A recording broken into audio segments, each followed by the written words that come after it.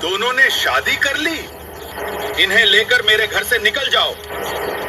पिताजी, मुझे ये जमीन और जायदाद नहीं चाहिए। मैं तुमसे शादी नहीं करना चाहती। मैं तुमसे प्यार करने लगी हूँ। मैं तुमसे शादी करना चाहती हूँ।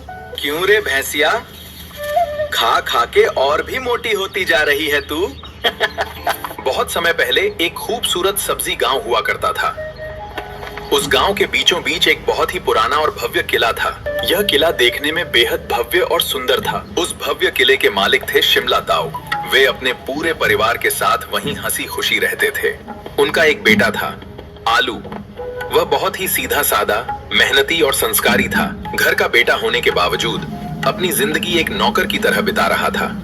उसे कभी अपने काम पर घमंड नहीं हुआ। आलू का एक सबसे प्यारा दोस्त था सेब।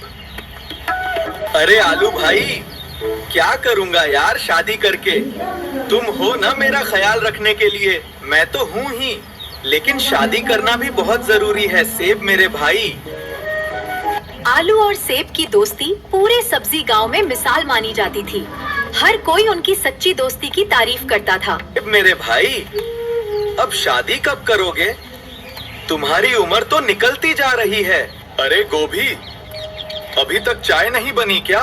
सुबह सुबह भी अब चाय का इंतजार करना पड़ेगा क्या? ला रही हूँ बाबा। थोड़ी सी देर क्या हो जाती है, आप तो चिल्लाने लगते हो। क्या करूं गोभी, चाय की ऐसी आदत लग गई है कि अगर समय पर नहीं मिलती तो मैं पगला सा जाता हूँ। अरे गोभी, ये हमारा कामचोर आलू कहाँ गया? उसे कहना कि खेत की तरफ जाकर भैंसों के लिए ताजी घास लेकर आए। अरे आलू, जरा इधर आना बेटा। जाओ, खेत की तरफ जाकर भैंसों के लिए ताजी घास लेकर आओ। हाँ माँ। ठीक है, मैं अभी जाकर भैंसों के लिए ताजी घास लेकर आता हूँ। अरे सेब भाई, हरी भरी घास कहाँ मिलेगी? यहाँ तो सारी घास पहले ही खत्म हो गई है। उसी समय शहर से शिमला ताऊ के रिश्तेदार उनसे मिलने सब्जी गांव पहुंच रहे थे। चलो सेब भाई, फटाफट घास काटो। हमारी भैंसें भूखी होंगी, नहीं तो दूध देने से भी मना कर देंगी। नमस्ते, क्या आप मेरी मदद करेंगे? शिमला ताऊ का घर किधर है? क्या आप मुझे वहाँ का रास्ता बता देंगे? आप कौन हैं और शिमला ताऊ के घर क्यों जाना चाहती हैं? आप पहले मुझे रास्ता तो बता दीजिए। मैं थोड़ी सी गुम हो गई हूँ, इसलिए आपसे मदद मांग रही हूँ। और आप तो मुझसे सवाल जवाब करने लग गए। यहाँ से सीधे चले जाइए। थोड़ी दूर आगे जाकर बाईं तरफ मुड़िए। सामने जो बड़ा महल दिखाई देगा वही शिमला ताऊ का घर है। अरे सेब भाई, तुमने उसे गलत रास्ता क्यों बता दिया? अगर वो गुम हो गई तो? गुम हो जाए तो मुझे उससे क्या? सुना नहीं कितनी अकड़ से मुझसे बात कर रही थी। अब थोड़ा सा रास्ता ढूंढ लेगी तो उसे भी याद रहेगा। बाप रे, यहाँ पहुँचने में पूरे 4 घंटे लग गए। अरे शिमला ताऊ, आपका घर तो बहुत दूर है। यहाँ पहुँचते पहुँचते मेरा तो पूरा दिन ही निकल गया। अरे कोई बात नहीं प्यास बेटा, चलो घर के अंदर जाओ और आराम करो। तुम काफी थक गई होगी। अरे दादी माँ, आज क्या बनाया है? खाने की खुशबू तो बहुत ही शानदार आ रही है। लो भैंसिया, हरी हरी घास खाओ। हम तुम्हारे लिए बहुत दूर से और बड़ी मेहनत करके ये ताजी घास लाए हैं। दिन बीतते गए। आलू और सेब अपने रोज के काम पूरी मेहनत और लगन से करते रहे। देखते ही देखते शाम हो गई और पूरे महल में एक बार फिर शांति छा गई। अरे दादी माँ, आलू हमारे साथ बैठकर खाना क्यों नहीं खा रहा? और शिमला ताऊ, आप उन्हें खाने के लिए क्यों नहीं बुला रहे? प्यास की बात सुनकर शिमला ताऊ का चेहरा अचानक बदल गया। वो गुस्से में खाना छोड़कर वहां से उठ गए। दादी माँ, क्या हुआ? शिमला ताऊ अचानक यहाँ से चले क्यों गए? बेटा, तुम्हारे ताऊजी आलू से बहुत गुस्सा हैं। कई सालों से उन्होंने उससे ठीक से बात तक नहीं की है। क्या हुआ ताऊ?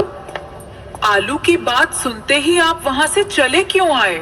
बेवजह यहाँ सवाल मत किया करो। अब अपने घर चली जाओ। तुम्हें यहाँ ज्यादा बहस करने की जरूरत नहीं है।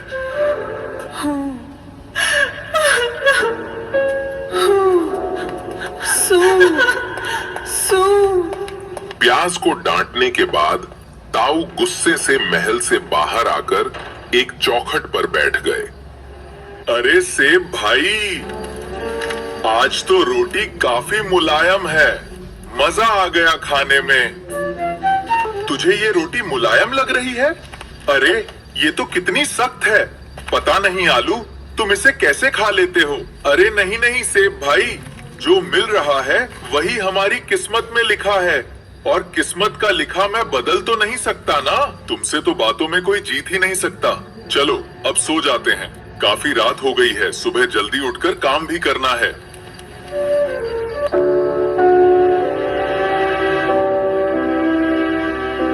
मैंने तो बस एक छोटी सी बात पूछी थी, ताऊ ने मुझे इतना डांट क्यों दिया?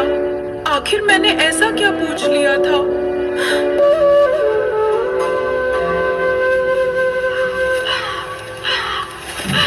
अगली सुबह आलू और सेब नींद से उठते ही सबसे पहले भैंसों के लिए हरा भरा चारा लेकर आए। आलू और सेब पूरे मन से घर का काम करते, भैंसों की देखभाल करते और हमेशा हंसी खुशी रहा करते थे। उठ जाओ, सुबह हो गई। अरे ताऊ, आप इतनी जल्दी उठ जाते हो? Good morning.